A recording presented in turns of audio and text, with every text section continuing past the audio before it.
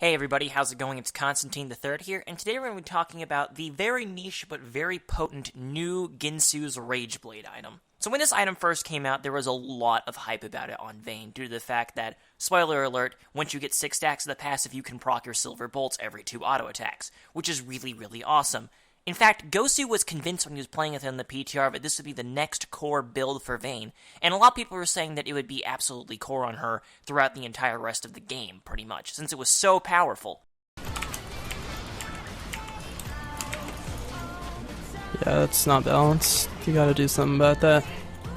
But it really turns out, as you can see from my previous videos, that really isn't the case. So, I know a lot of people are huge fans of this item. Don't get me wrong, I love building this item when I can, but I do think people have a little bit too much faith in it. So we're going to talk about why it might not be as strong as you guys think it is, but also talk about the highlight scenarios where Ginsu's Rageblade really comes through and helps carry a game to victory. First of all, let's talk about how we're going to frame this discussion about Ginsu's Rageblade, because I think that logic trap that people tend to fall in when talking about this item is when they ask themselves the question, is Ginsu's Rageblade a good item? That's not the way you want to talk about this item, because, yes, we can all agree that Ginsu's Rageblade is a good item on Vayne. There is no question about that. Real quick, let's break down how the item works for the uninitiated.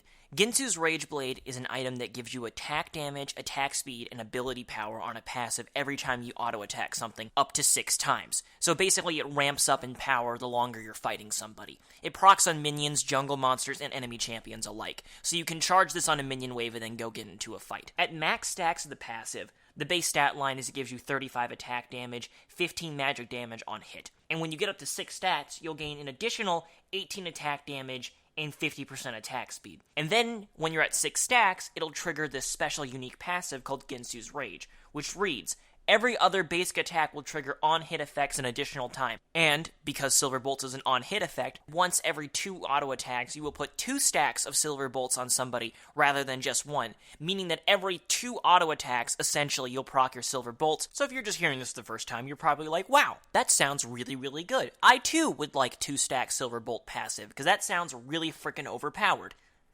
Well, yes, but like a deal with the devil, it comes with a very high price. First of all, the cost. Ginsu's Rageblade costs 3,600 gold. That is as much gold as an Infinity Edge. So, you know what? Let's be honest here. Okay, double Silver Bolts procs, that's pretty good. That might be worth an Infinity Edge, right?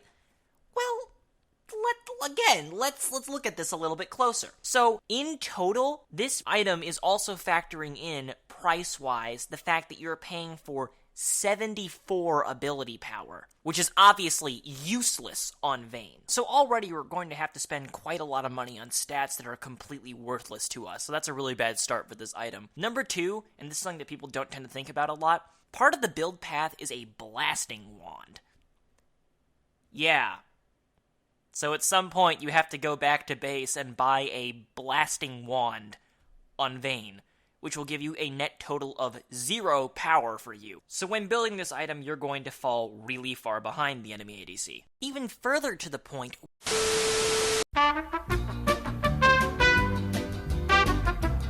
Hello, this is post-recording Constantine, realizing that he made a very flagrant error. So this next part of the discussion, I want to just make this absolutely clear, is talking about why you cannot put Rageblade as a core item on Vayne, okay? I'm not saying that if you do build Rageblade, you should replace IE with it. I'm saying that this is why Rageblade isn't a core item, and why it has to be used as a tech choice later in the game because of these reasons and circumstances.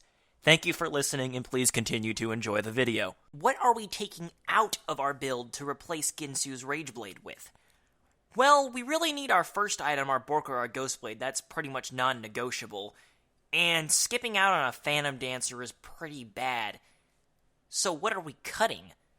Well, Infinity Edge, typically. If you're going to go for Ginsu's Rageblade, you're going to have to cut out Infinity Edge to get it into a reasonably length game. If you wanted to make Ginsu's core on your build, you would have to cut either Bork, Ghostblade, PD, or Infinity Edge. Those are all very important purchases on Vayne that are pretty core. Now again, we have to ask ourselves, We know, again, that Ginsu's is good, but is it better than IE? Well, for Ginsu's to be better than IE, we would need to have Silver Bolts be a lot more valuable than high single target auto attack crits. For that value to actually exist, we would need to be fighting an enemy team that had a significantly large health pool, almost abnormally large. Again, there would have to be so few targets in the enemy team that you would benefit from large crits on for you to actually justify skipping IE instead of Ginsu's Rageblade. So that right there pretty much highlights all of the issues that the item has. It's a good item, but is it better than Infinity Edge? Typically not.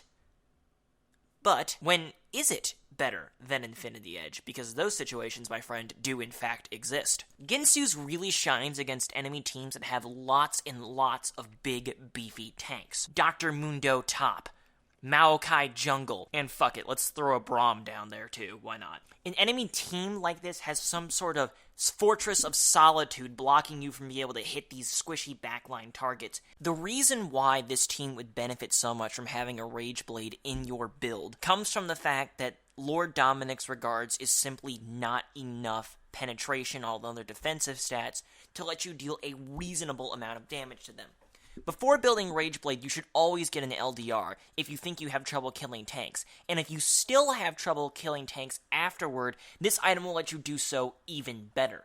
Think of it as the super trump card against tanks. It's not going to help you out that much against squishy targets, but it will let you absolutely annihilate tanks. This is a disclaimer. Rageblade is by no means a replacement for Lord Dominic's Regards. It is a fantastic addition to it. Because unfortunately, Lord Dominic's Regards is so much cheaper and has so much more stat efficiency for you that it's actually better to build it first before a Rageblade. Lord Dominic's Regards is literally 900 gold cheaper than Rageblade.